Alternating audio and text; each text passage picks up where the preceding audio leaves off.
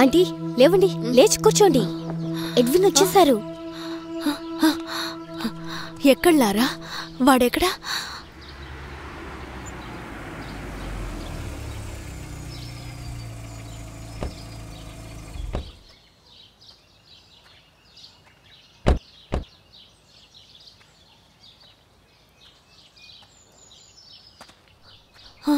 Peter ఏడి? Peter ఎక్కడికి వెళ్ళాడు? వచ్చేదారిలో వాళ్ళు వస్తున్న కార్ రిపేర్ అని ఫోన్లో చెప్పారు. అన్నయ్య వెనకాల ఇంకో కార్లో వస్తున్నారు. ఆంటీ ఈ మాత్ర కొంచెం వేసుకోండి. చీట్ చేశారు, నన్ను చీట్ చేశారు. అమ్మా బాబు ఎడ్విన్ అమ్మా వెళ్ళని వదిలేయమ్మా. కొడుకుని చూసైనా తను కొంచెం ఓదార్పు చెందుతుందేమో.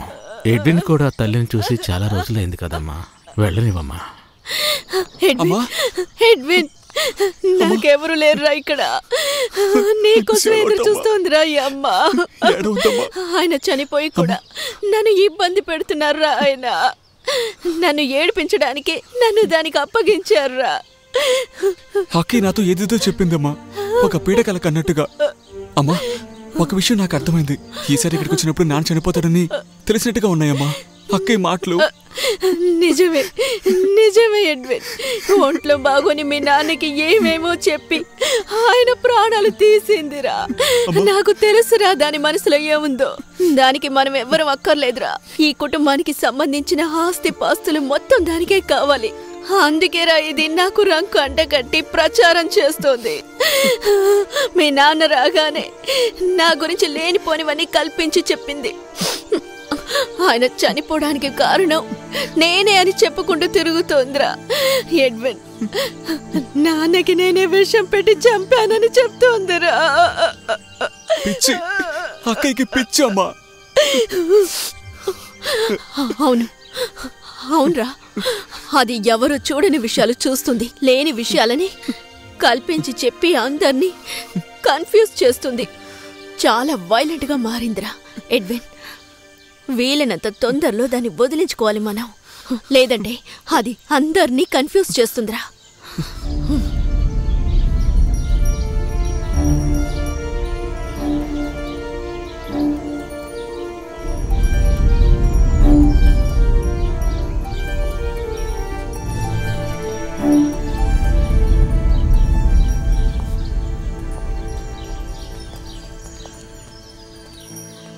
ఇంకా మనం వెయిట్ చేయడానికి రావాల్సిన వాళ్ళు ఎవరూ లేరు. మరి ఇంకా ఎందుకమ్మా మనం ఆలస్యం చేయడం? బిషప్ గారు మిగతా వాళ్ళందరూ ఆల్రెడీ బయలుదేరారమ్మా. అమ్మకి ఎడ్విన్కి చెప్పి మిగతా కార్యక్రమాలన్నీ కానిచ్చేద్దాం. ఆయన బతికున్నప్పుడు ఆయనకి రెజినా ఒక్కతే చాలు. నువ్వే చూసావుగా, చనిపోయిన తర్వాత కూడా ఆయన ఆత్మకి శాంతి లేకుండా చేస్తోంది. అదేరా దాని బుద్ధి.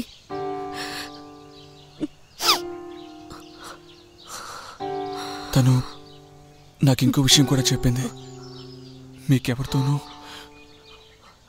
వేరే సంబంధం ఉందని. ఎడ్విన్ నువ్వు దీన్ని నమ్ముతున్నావా? ఇది కాక ఇంకేం చెప్పినా సహించేవాడి, కానీ అయితే నువ్వు దాన్ని నమ్ముతున్నావన్నమాట. మనం వెళ్ళిపోదామమ్మా ఈ దరిద్ర పింట్లో నుంచి. మనిద్దరం మాత్రమే దూరంగా ఇటనే వెళ్దాం. మనకు వీళ్ళెవరూ వద్దు అమ్మా. ఎడ్విన్ కిందకి రా. వినిపించలేదా నీకు? నువ్వు వచ్చాక ఇంకా నాన్నని చూడలేదు కదూ. ముందు కిందకొచ్చి చూడు.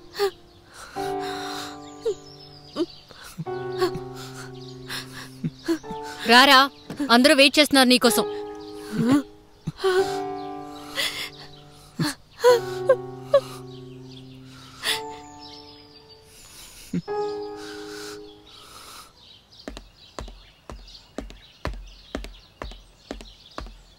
రెజినా, మీ నాన్న బాడీని తీసుకెళ్తున్నారు. పాతి పెట్టడంతో అంతా పూర్తవుతుంది. ఏదైనా చెప్పాలనుకుంటే. పీటర్, నువ్వెందుకని ఒక నీడలాగా? నిజమే, నీకే కాదు ఈ ఇంటికి కూడా నేనెప్పుడూ నీడలాంటి వాడిని. రెజీనా, బాధల్ని పంచుకోవడానికి బంధువులే అయి ఉండాల్సిన అవసరం లేదు. ఏదైనా సరే నాకు చెప్పు, అది ఎలాంటి విషయమైనా సరే.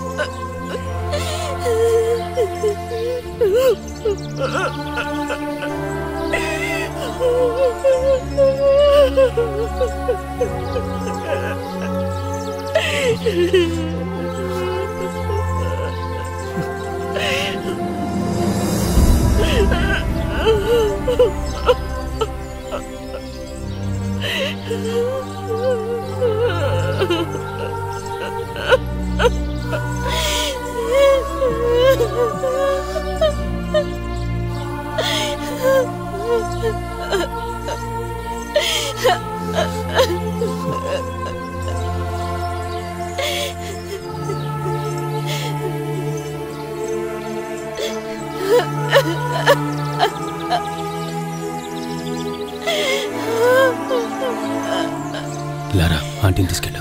ఆంటీ, మీరు వెళ్ళండి, వెళ్ళండి.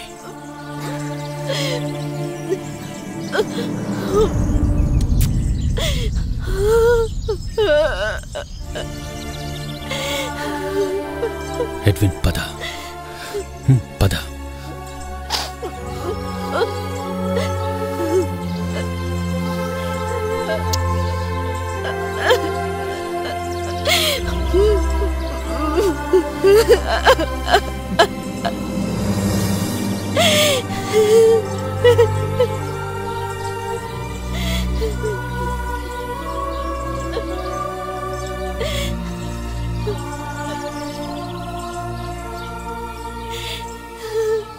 దీనికి జవాబు వాళ్ళు చెప్పే తీరాలి.